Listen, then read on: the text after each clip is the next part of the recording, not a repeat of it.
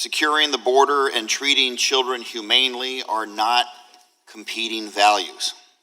And this administration's family separation practice deeply concerns me.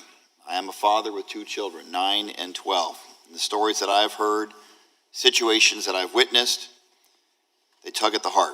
And I'm trying to best understand how this administration and the agencies who carry out this practice believe it's acceptable.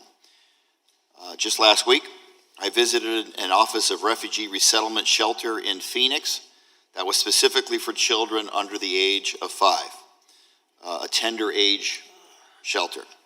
And let me be explicitly clear. This was not a shelter for teenage moms and their babies.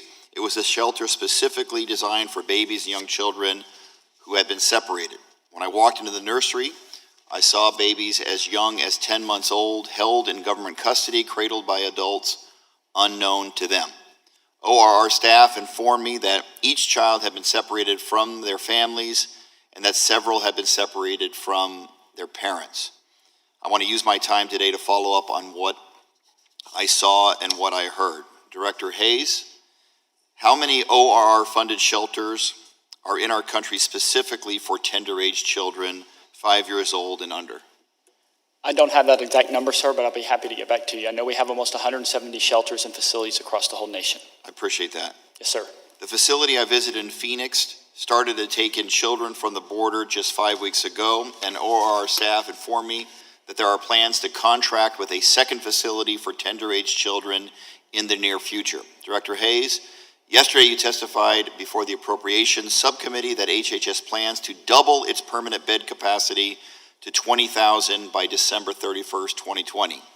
Who projected this increase, and what is the basis for the projection? So, thank you for the question, Congressman. I would say that that is a number that we have used in reference to being up to 20,000. It is not quietly doubled. We have about 12,000 permanent licensed bed in our shelter. As I said earlier in my testimony today, it is the commitment of myself and Assistant Secretary Lynn Johnson at the Administration for Children and Families, along with Secretary Azar, that we have plenty of permanent state licensed facilities in partnership with the states and the communities that you represent in order to provide for the care for these children that are referred to us. Of the up to 20,000 that you mentioned, how many are tender-age children? How many tender-age children do you estimate OR will receive between now and December 31, 2020? I don't have an estimation on that, sir. Director Hayes, on July 3rd, an HHS spokesperson said that the Trump administration was evaluating vacant properties that would serve as a permanent housing facility for unaccompanied children, looking at Phoenix, Dallas, Atlanta, Houston, or San Antonio area. Since the announcement, my staff has learned that Atlanta is no longer under consideration. Is Phoenix still under consideration for such a facility? Yes, sir. And to be specific, Congressman, those facilities are what we would consider at the sub-prospectus level in partnership with GSA, trying to identify both smaller and medium-sized shelters that we can get licensed in the respective state. Okay, I'll be following up. I'm short on time. I'll follow with a lot more specifics about the decision-making on Absolutely. where that facility is located. Sir, Arizona is a fabulous partner with ORR in the caring for these children. Several children arrived sick at the OR facility I visited. Staff said they don't believe DHS is supposed to transfer sick children to their custody, but their experience is that DHS employees give children Tylenol to merely mask the symptoms and still transfer over the sick children to them. Those are their words, not mine. Chief Hastings, why are so many children sick when they leave DHS custody and are placed into ORR facilities?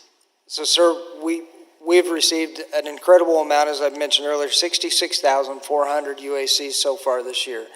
We've done the best we can. I gave the numbers of how we've increased our medical capabilities across the border, and we do the best we can to get individuals who are sick basically out of our care and into secondary health care facilities whenever possible.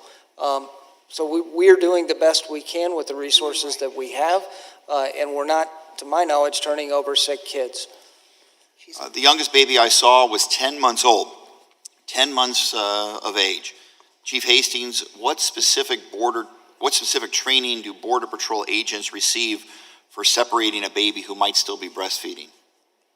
Sir, I don't know what this specific event is about. I would want some more details, but I mean, again, the thing that we want to do, and you've heard the rest of the board give testimony as well, is get them out of Border Patrol custody into the proper HHS facilities to deal with this incident. But I don't know any of the details. Breastfeeding behind. wasn't specific to one child. It involves all children of that age. And so I'll follow up and ask more in writing and hopefully get answers from you about what training you're giving to Border Patrol agents as it relates to separating children who may be still breastfeeding with their mothers. Okay. I yield back.